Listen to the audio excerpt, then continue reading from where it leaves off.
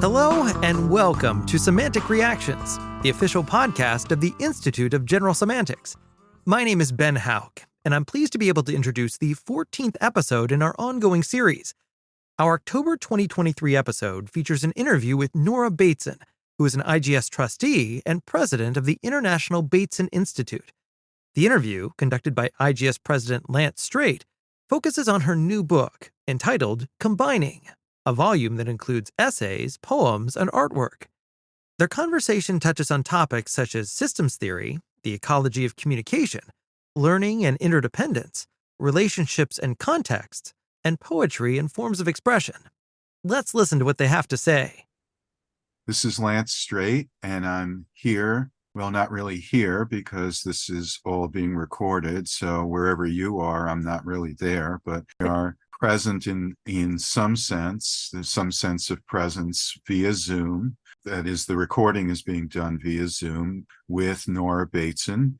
Nora is not a first-timer here at Semantic Reactions. We actually started off with you over a year ago. And Nora is a trustee of the Institute of General Semantics, as well as the president of the International Bateson Institute. Welcome back. Thank you, Lance. And it's good to be here without being here, but I am here, and here we are. And here we go. So Nora's here today because of her recently published book, Combining. But before we get to that, since we are communicating over vast distances via Zoom, Nora, where are you exactly? I'm actually in a castle in Wales. Ooh. And I'm in this castle. Yeah, it's beautiful. And it's overlooking the sea, right in Cardiff. And it's the home of the Atlantic College, which is part of the United World College system, which is a really innovative grouping of schools that kids from all over the world are attending. So I think there's kids from 90 different countries in this school. And they are doing all sorts of really interesting things with their curriculum. Interesting enough that they actually invited me to come and do warm data work with them. So they have systems transformation project as part of their curriculum. They're looking at how do you make systems change? Where does the change live? And brought me into some warm data work with actually not just students, but the faculty. So I did 2 warm data labs today. One with the kids on the question of what is food in a changing world through the transcontextual lens, through all these different contexts: economy, family, history, culture, health, technology. And then with the teachers, did a warm data lab on the question of what is identity in a changing world. And again, through those same contexts of health, family, history, technology, law, politics. And the warm data lab is a process that it's open-ended, and the structure that it holds allows people to move through the context and have whatever conversations seem to happen with whoever happens to be there in however much time they happen to do it in. So there's a lot of openness in a warm data lab, particularly so that people can make their own combining, right? So they go from context to context, and they hear stories, and they tell stories, and they make associations, and they have impressions. And those impressions and associations and stories are combining without being told how to combine or where to combine or in which direction to combine, but just to let that movement of epistemology, of this kind of way of perceiving, let that movement happen. So that's where I am, in a castle in Wales, where it's raining, of course. Well, it's actually been a very rainy day here in the New York area, so we're connected in more ways than one. Combining, of course, is the name of your new book. I think you gave a hint there, but can you tell us a bit on why it's called Combining? Yeah, it's called Combining because in my work, and I guess that's not really a great way to say it, because what I really want to say is in my own curiosity, in my own love of life, what I am fascinated with is the way that things come together and how things shape each other in those combinings. What happens when you say something and it makes me think of things that remind me of things, then I say something and it combines into what you were thinking, but I don't know what was in your context, how it combined for you. Mm-hmm. And this is something like what happens in an ecological way. And what makes life is this Recombinant, ongoing yeah. recombinant So, DNA. so this is for me been all this ongoing struggle of how to talk about, I don't know, ecological processes, life making life, where change happens. These questions keep getting parked in language that is static, and they get explored in ways that land them in models that are also static. So for me, this idea of combining is this way to keep it in motion, keep it moving. It's never stopping combining. It's never the combination. It's the combining, because it's not done yet. Yeah, and that's really goes back to general semantics and Korzybski, who was grappling with the idea that the nature of reality is a process and dynamic and constant change, and yet our language, and even before language, our perception, our sense perceptions give us a sense of the world as stable and static and unchanging and permanent, and that can lead us astray, although we have to do that to some extent or we'd go mad, right? I mean, something's got to be combining, and those somethings have to be somethings, right? Right. And what you're talking about there, it sort of reminds me of Buckminster Fuller's term synergy, which unfortunately got co-opted by commercial interests, but was originally just about synthesis and the energy that comes from combining. Exactly what you're talking about. And you like to create new So words too. I'm sorry, go I ahead. do. I like new words because the old ones get baggage, and probably the new ones will one day be old ones with baggage, but at least you get a little chance for them to come in the world and combine things in new ways. Mm-hmm. Um, So I was going to semathesy, say, I was going to bring up yeah, semathesy as one of them. yeah, semathesy, and that's a combining. So semathesy is a word with the Greek root of sim, which means together, and matesi, I think is how you actually say it in Greek, is learning. So it's learning together. And the semathesy word and theory, this is so interesting, Lance, because I wrote that in whatever it was, 2015, and I was so enlivened by it. This idea that one way that we could really look at living systems was as mutual learning context, to look at this idea of mutual learning as something that is a featured aspect of a living system, and that learning was transcontextual. So that's a word that I borrowed from my dad, and I love that word. Great word. And what does it um, mean exactly? it means exactly the way that trans can mean things. It can mean across context, beyond context, between contexts, the way that the contexts are coming together, combining, and actually producing relational communicational connection. So you get my favorite example to start with semathesy is the example of the crooked tree in the forest. And you come to a crooked tree. What kind of tree is that? A crooked oak tree. It could be a crooked anything tree. It's a crooked tree. And in the same part of the forest, there's another tree just the same that's growing straight and tall. And you might think, what are we going to do to straighten out this crooked tree? And if you look at the tree and you ask the question, how is this tree learning to be in its world, then you start to see that there are a lot of contextual relationships that are forming and informing that shape that it's in. And it might be reaching this way around to get to the light because there's other trees making shadows. And it might be that its roots have to really grip in this other direction because there's a lack of solidity, or there's a landslide on one side. Or it may be that the bark can't actually protect the tree on this side, and it's beginning to twist moist because there's insects that live there, right? So you start to see that the tree is shaping, and it is being shaped in its contextual relationships under the ground, where the birds live, where the people walk, where their dogs pee. And I think what I really appreciate about this is the way in which it changes the question. This idea that the tree is treeing wrong. That the tree is actually responding to lots of contextual information. It's Right. communication. And so that communication is forming it. And I think, when we look at tree, that's a safe way to play with that idea.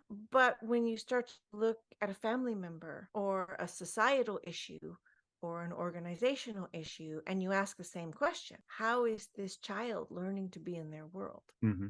What are the contexts that they're responding to? In what way does this behavior make sense in the particular ways in which they are pinched, and how are they trying to communicate through what they are living within? And then I think there's a couple of aspects to somathesy that I really am excited by. One is this idea that all the organisms in a somathesy, in a living system, are mutually learning, but that doesn't mean they're learning the same thing. Right. So when we think of mutual learning, it's easy to think that they're all learning the same thing, Mhm. but they're not. I mean, even as people are listening right now, they're taking different things from this conversation. Hopefully not too different. But Who but knows? something that, Yeah. yeah.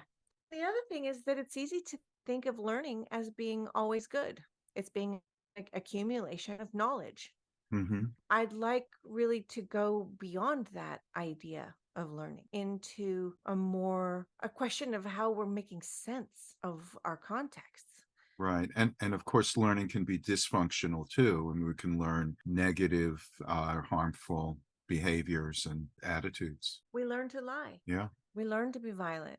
We learn to withhold affection. We learn to show anger to get our voice heard.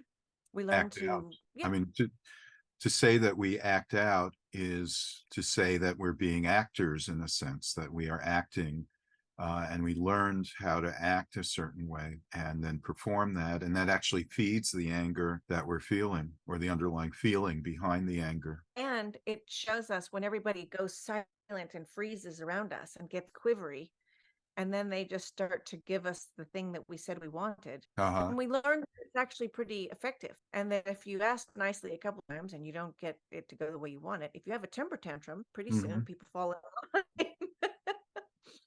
So That's the old behaviorist view of things, which has been, I think, overly criticized just because it does work. Things do work that way a lot of the time. That positive reinforcement, negative reinforcement does affect people's behavior. yeah, and positive reinforcement can be a real mess too, because I'm thinking about craze of incentivizing everything. Hmm. Some things should not be incentivized. What's the incentive for a meadow to make more life? Right. So this way in which there's this linearity of what's the point? Where's it going? Why should I do this? Is it worth it? And the positive reinforcement can be a reward system Right. that creates a worth it. And there's things that we should be able to look within and find the morale for without getting some external worth it. Right. Like it's one thing if you have little kids and they pee in the potty for the first time and you're like, yay, you did it. You peed in the potty, Right. but I'm not going to do that for you, Lance. You need to actually go pee in the ground now. And that I'm very thing of like, sad about this, but thank you. it's sad. It comes to this eventually.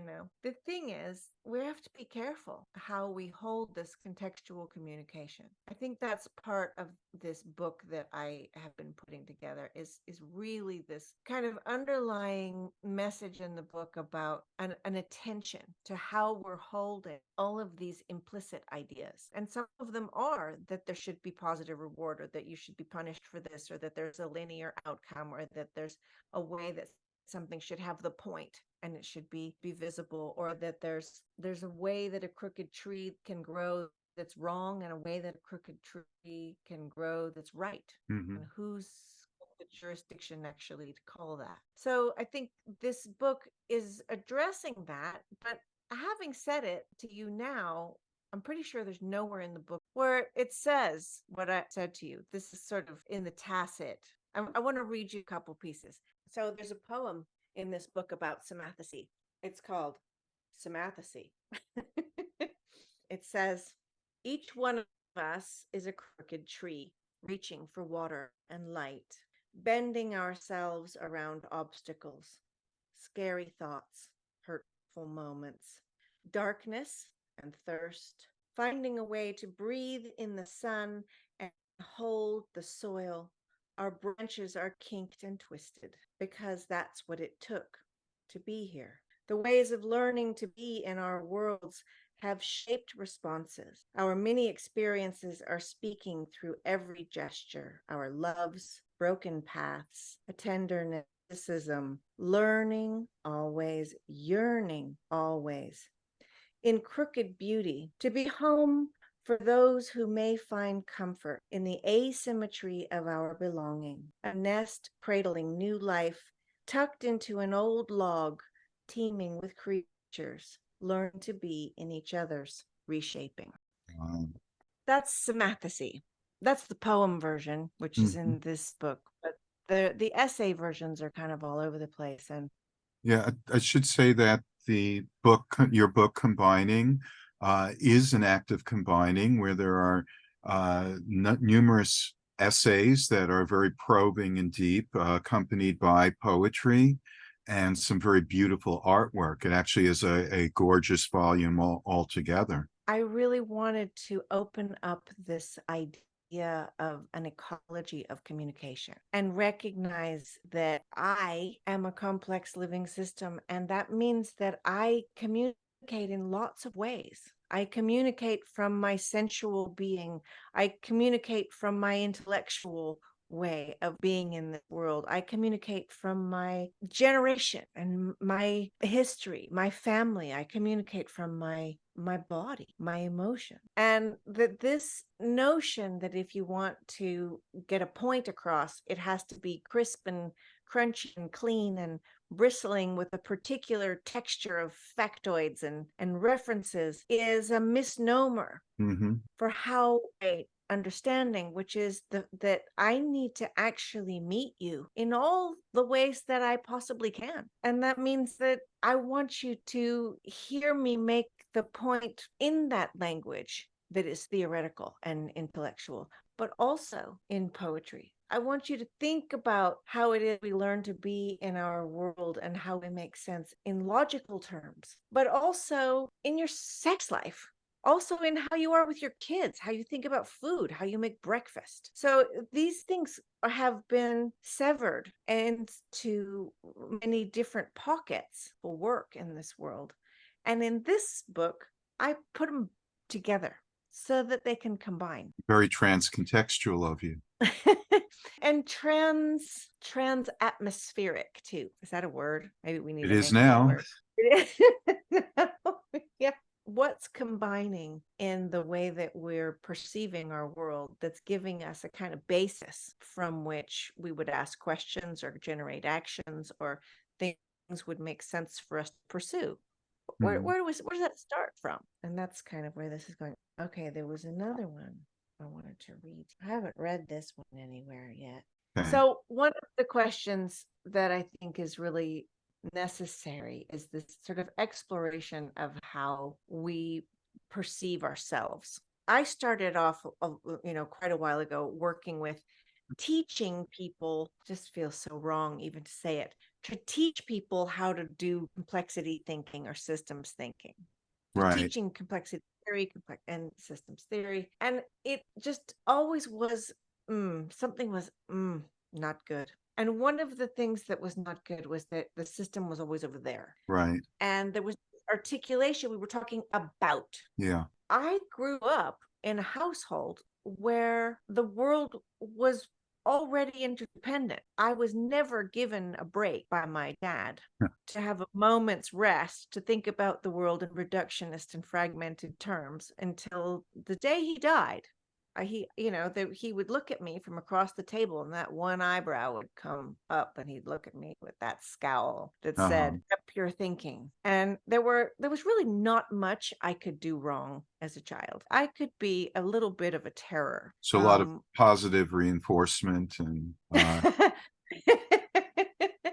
But if my dad thought that I was engaged in some epistemological thinking that was inadequately addressing the complexity or the systems that were in play, that mhm. was something that I would get a dressing down for. Not So much else.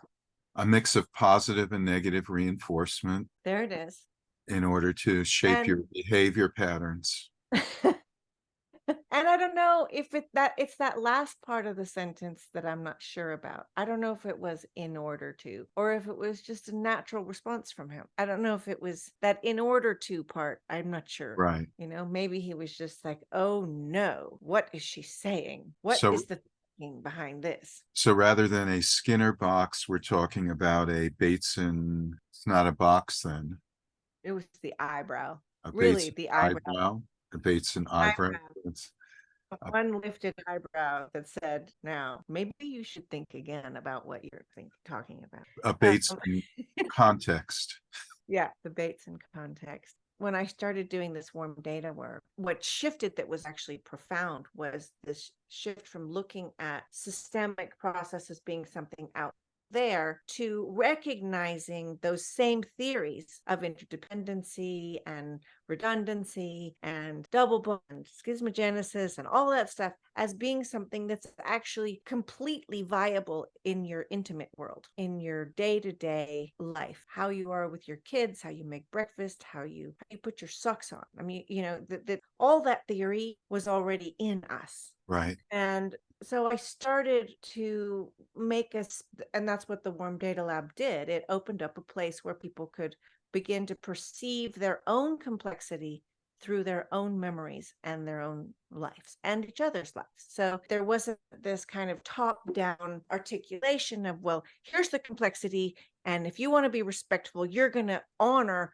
other people's complexity because it's all complex. And that doesn't work. Mhm. You just can't tell people to do that. Right. That just doesn't work. So even asking the question, "Who are you?" or when you introduce yourself to someone, how do you introduce yourself? What do you say? Because inevitably that is a wild reductionism you're about to commit on your own self. Oh, absolutely. What do you edit? Even the fact that your name stays with you while you yourself are changing.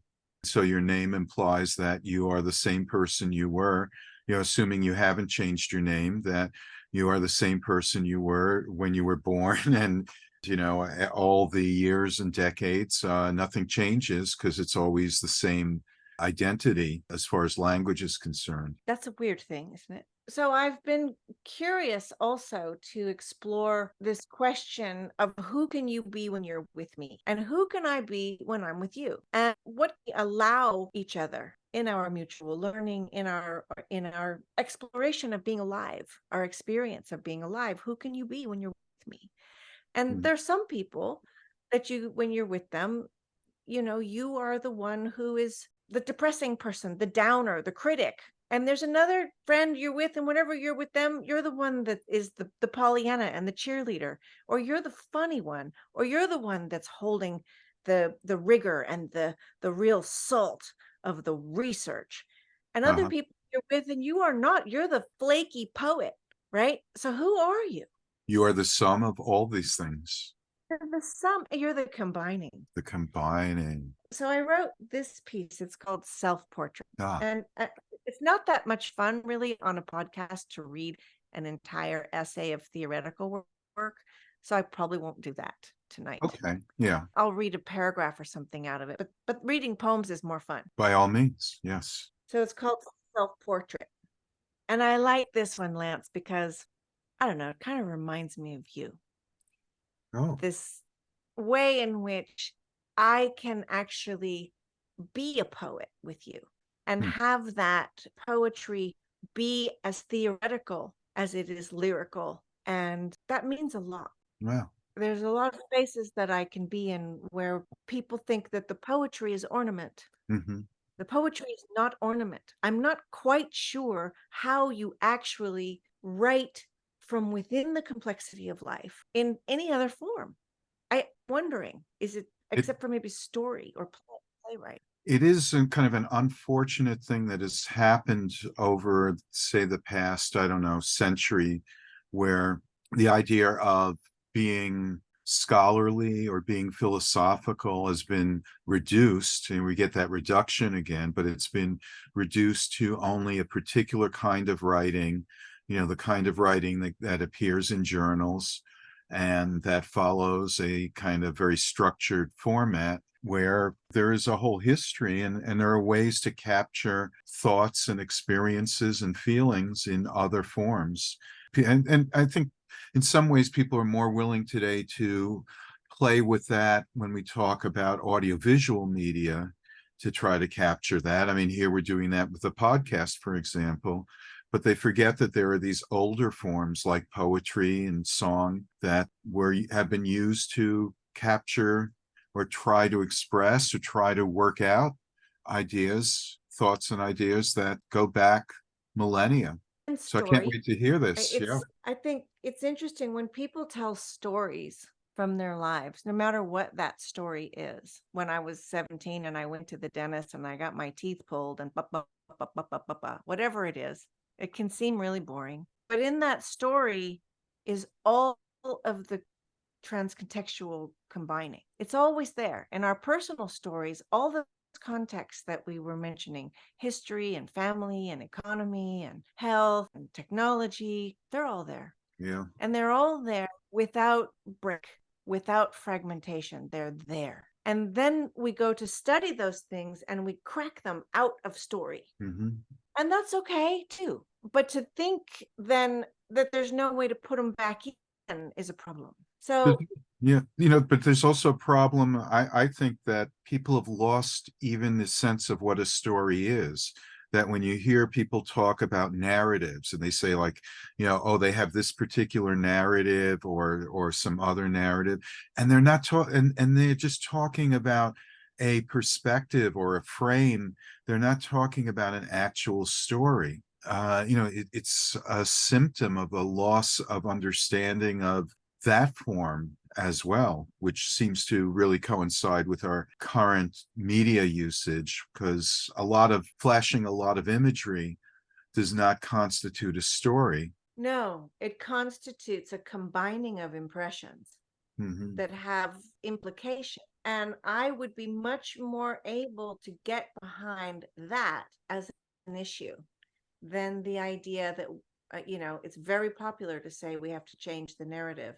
Yeah. And I don't with you. I think that there's some thinking in there that loses what story is and what narrative is. Yeah. Okay, I'm going to read you this piece.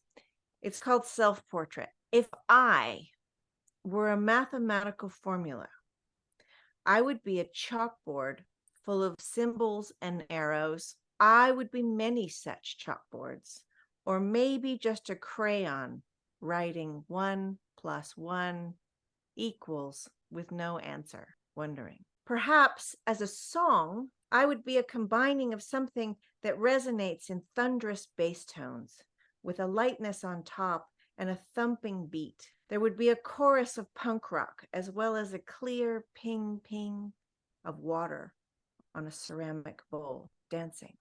Or as a meal, I could be, on some days, a handmade feast of carefully overlapping tastes, textures, temperatures, salty and sweet, spicy and bitter, sings your tongue in one bite, cool drink of bubbly in the next. On other days, I'm reheated leftovers, soaked in yesterday's flavors, reminding. As a weaving, I might have threads of moss and my beloved's hair, the purple plastic tassel from my bike when I was 9, the silk of longing, and itchy wool because life is many things but not comfortable. I would be an elfish cloak that allows for air and magically keeps out the cold, wrapping you in love and ideas and giving you gumption to explore, tending. I could be a painting with thick chunks of color and contrast, broad shapes that say bang, or the tiniest, daintiest filigree of small brush strokes, a blade of grass arcing in the breath of wind, and ink on paper, where the ink soaked through to where we meet, reaching. I could be a poem, like water that reflects me, that you see and changes each time you read it, crafted in language so open that I remain able to move and change within the words. In that case, I might not make sense. Learning. I could be a forest, a meadow, a tide pool, a desert or a tundra. Be a puddle of muck that's just forming into moist possibility. I could be a mushroom holding the communication between trees, living. In each of these, I'm described in a set of messages that explain and confirm one another, messages that sing to each other. And when we meet, you will see another set of images, a woman in shoes and accessorized in the thingish world we live in. I will dress for the occasion of our meeting in some store that covers me in a culture of signals, so you will know where to put me in your library of codes, and you will do the same. Hundreds of years of messages are flying between us. Respectable? Lovable? Worthy? Status? But which codes have we chosen to message each other within? Which signals are we obscuring? Can you still feel the texture of my math? Can you breathe the ink of my wool? Can you be a blade of grass with me? Implicitly, in the waft of us, in the style of us, in the way we are, is the possibility of our communication. Changing the code changes more than the message. These are portraits of possibility. That one reminds me of you. Oh, well, that really was lovely. And in a way, would you say that the book in its entirety is a bit of a self-portrait? I don't see how any book isn't, right? Yeah. In some way. But really, there is a way in which I'm pretty exposed in the book. Mm-hmm. And I don't shy from that. You know, I read it that in your writing too. I think I kind of feel that there's a place where these multitudes of versions of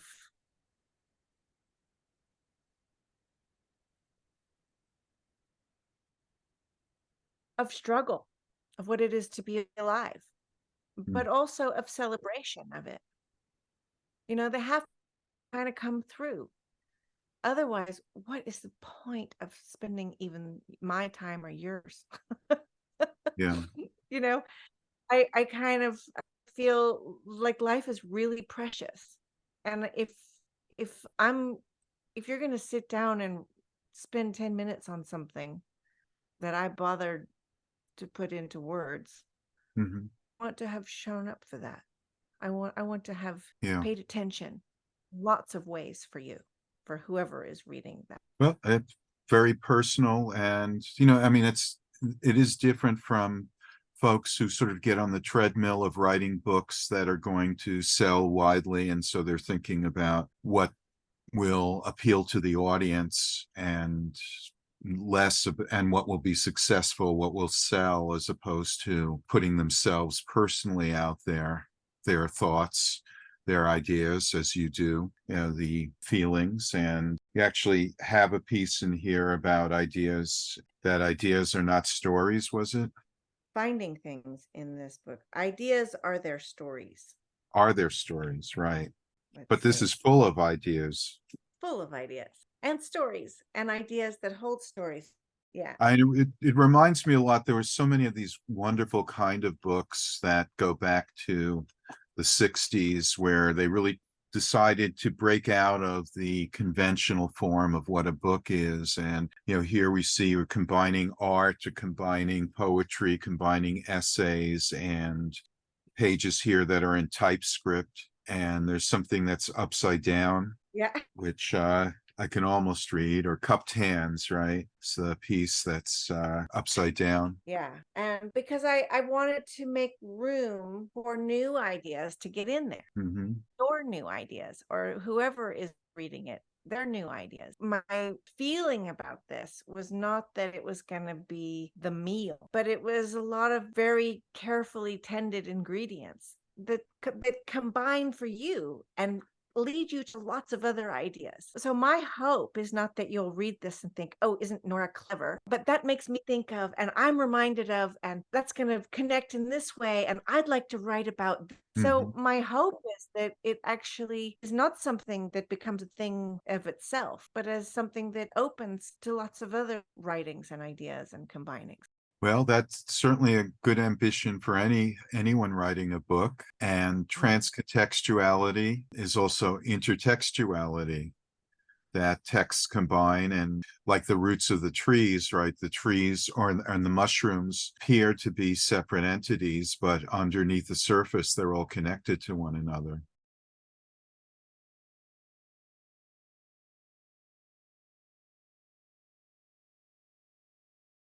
And sometimes we try to pull them out. And when we do, we lose that context. And I think that piece in particular is a piece that is really about recognizing and honoring where you learn something, that it brings something more to the sharing of my learning. If I say, this is something I learned from Lance. And when I learned this from Lance, it made me be able to think of all these other things. We're losing that. And sometimes it just feels like, oh, people are ripping off ideas. But it's not even the rip off that's the problem. Mm-hmm.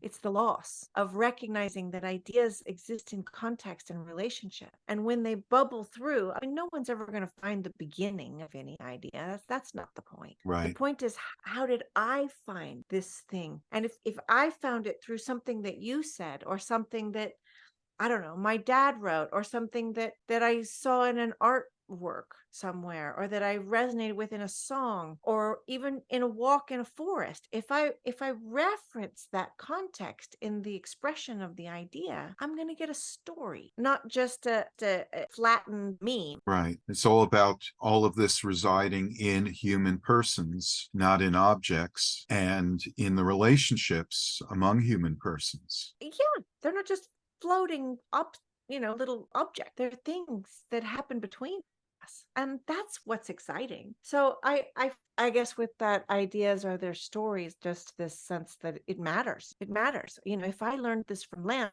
that's something that matters. If I learned it from my dad, that's another context of relational things that matters in the expression of it. If it's something that I learned in relationship to my dog Blake, that's another interspecies relationship.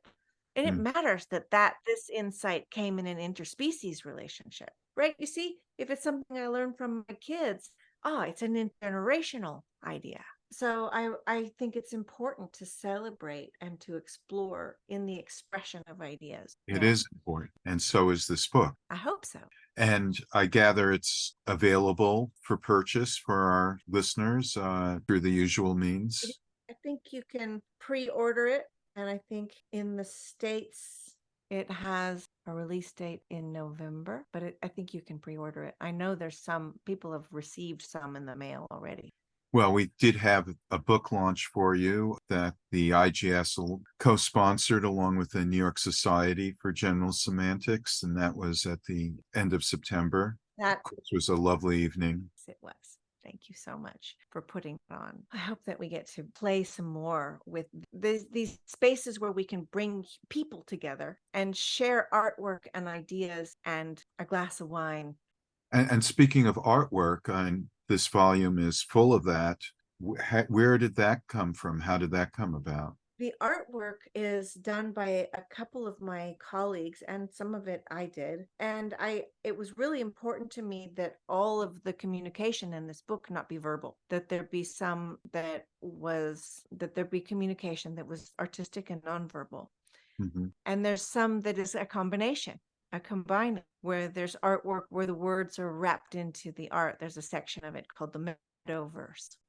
And in the Meadowverse, there's about, I think it's 10 spreads of beautiful artwork of sort of the inner depiction of a meadow with poetry written into the plant life. That was a really interesting moment in the making of the book, where I had all this poetry that was poetry that I wrote in the forest behind my house.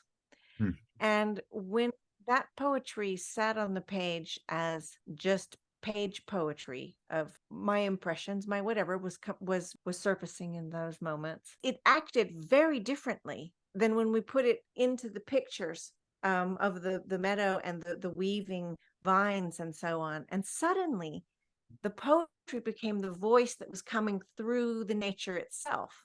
And it stopped being my voice and became this other voice. Sort of And channeling, that was, yeah, channeling exactly. the meadow. Channeling the meadow. And of course, the meadow speaks in poetry.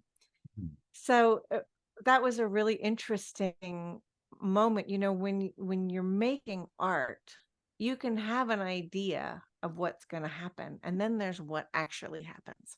This is sort of in relation to that, ideas are their stories. I always feel kind of wrong saying, oh yes, but I wrote that, because I did write it, but there was a way in which the thing I thought I was going to write is not what got written. So what happened there?